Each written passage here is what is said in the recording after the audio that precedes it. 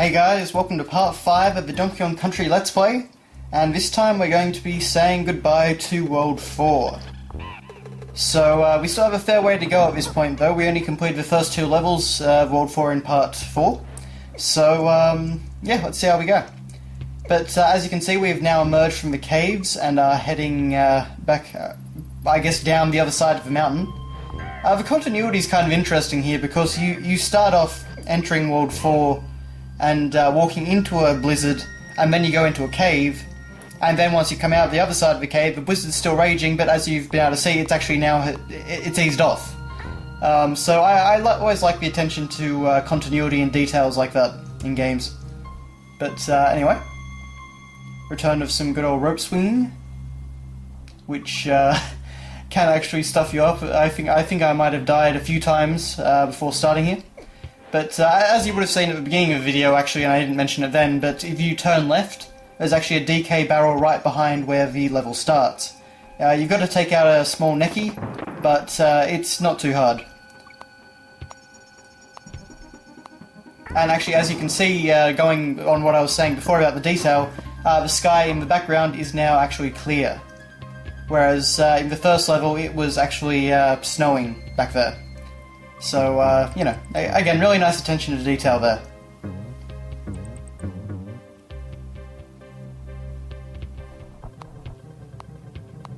It's always a bit difficult to control Donkey Kong on these slopey platforms because he slides around a lot. I personally like to just hold the run button. Actually, that is something else about this game. Because you've got an attack, and it's mapped to the Y button, if you want to run, you have to hold down the attack button, essentially. So you've normally got to do an attack to start off with. So that's always something a bit weird that I've found about the controls of Donkey Kong Country. So I usually just spend... I'll do an attack and then I'll just hold down that button for the rest of the level, basically. But anyway, as you can see, we've actually got the return of the orangutans, so they came around a lot quicker than I actually expected.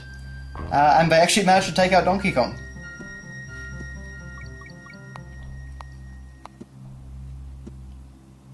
And there we go, into another igloo.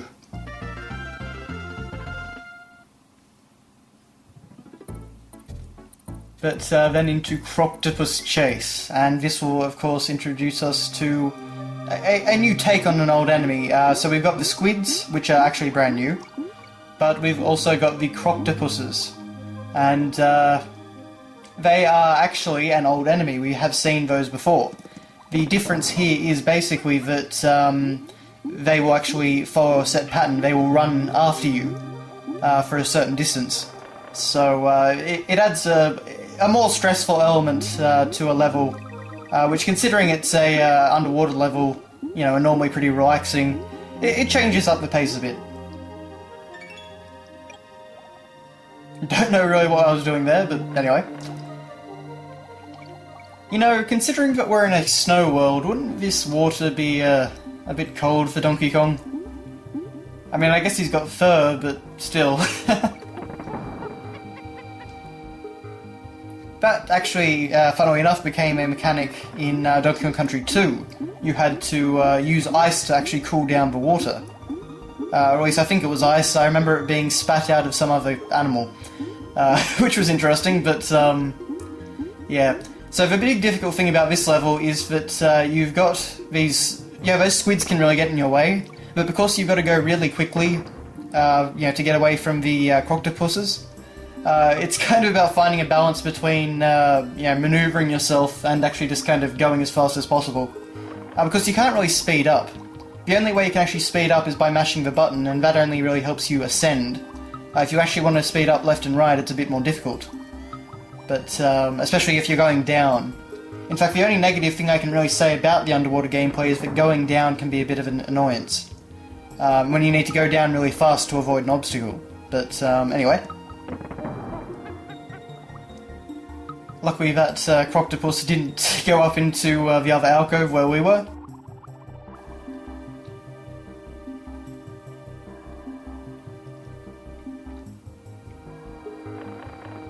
I've got to say, I briefly mentioned this, you know, in part 1, talking about the atmospheric music, but the soundtrack in this game is absolutely incredible.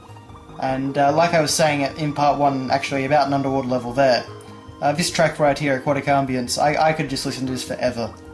It's just such a peaceful track, and you know, a lot of the tracks in this game are actually very, very peaceful, which, to continue my point from part 1, makes this, you know, is a very unique thing about this game.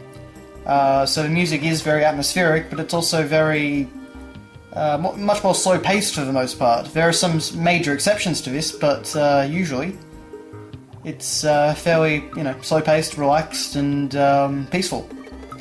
But anyway, just another element that helps give this game its own identity, I guess you'd say.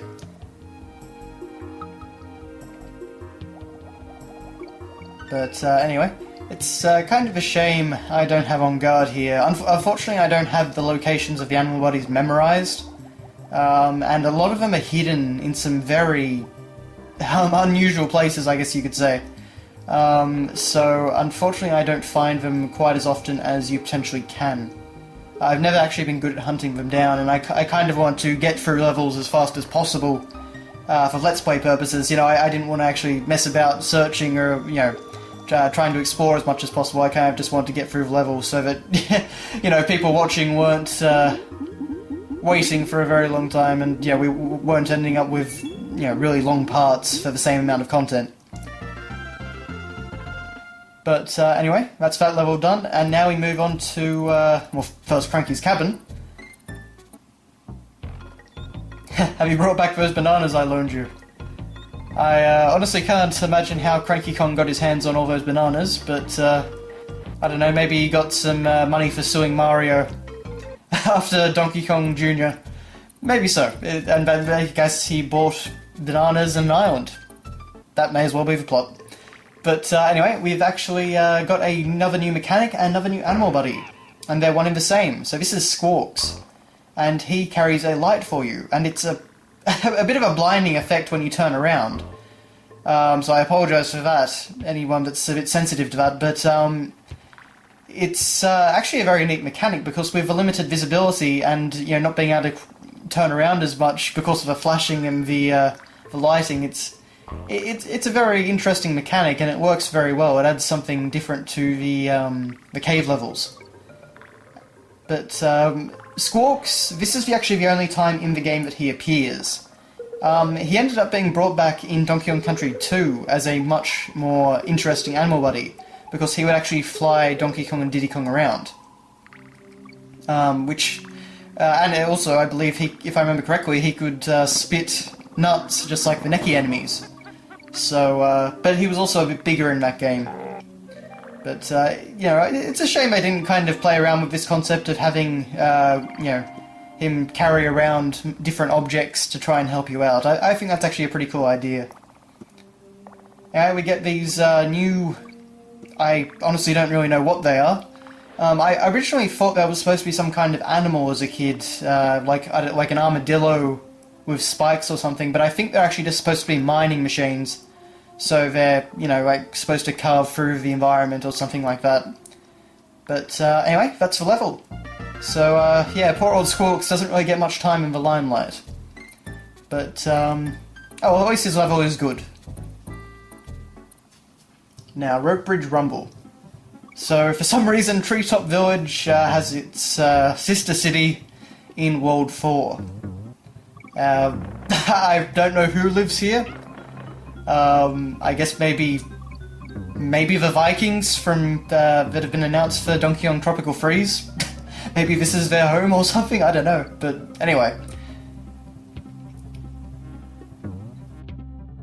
As you can see, it just is a recycled you know, background from Treetop Village.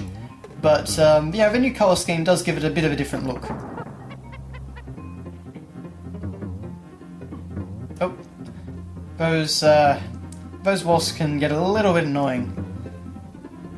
Although nothing as bad as in Donkey Kong Country 2. There's a level there where I really, really hate those enemies. Here they're not too bad. But anyway, here's I think it was a new color, you know, color for a Kremling, but you know, just doing a different behavior. So, you know, they'll jump between these different platforms, just like that. And, I believe I actually do die to them sometime soon. I might have cut that out, though, I can't remember. That might have been from one of my failed runs, but... Anyway.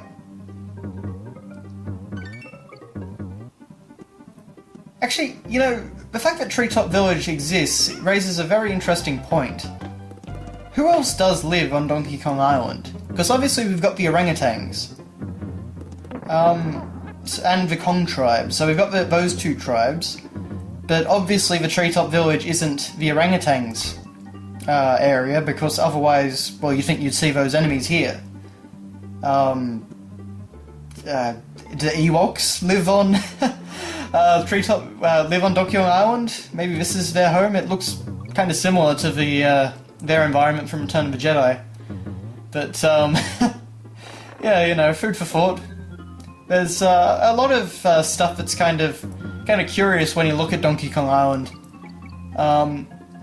For example, actually, the world after this, World 5, Kremkrok Industries. I've kind of got a theory about... because you've got the industry area in that world. And I don't... you also have an industry area in Donkey Kong Country Returns. So I kind of like to think that the area in Donkey Kong Country Returns was actually just the remnants of Kremkrok Industries from this game. But anyway, as you can see, we're on to another boss, and this is the beginning of the boss recycling. So, Naughty Beaver has reappeared, and again, he's already dead. That boss is just pathetic. He's the waddle-doo, just like in Kirby 64 of Donkey Kong Country. But anyway, that is the end of this part, so thanks all for watching, guys, and I'll see you in the next part.